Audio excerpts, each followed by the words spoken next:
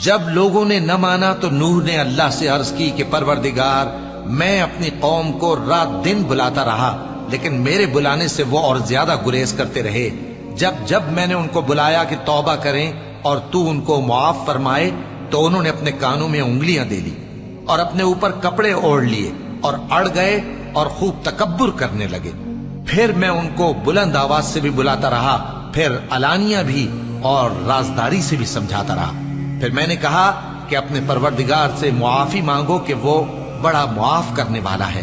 वो तुम पर आसमान से मूसलाधार में बरसाएगा और तुम्हारे माल और बेटों में इजाफा करेगा और तुम्हें बाग अता करेगा और उनमें तुम्हारे लिए नहरें बहा देगा। तुमको क्या हुआ है कि तुम अल्लाह की अजमत का एतकाद नहीं रखते, हालांकि उसने तुमको तरह तरह की हालतों में पैदा किया है।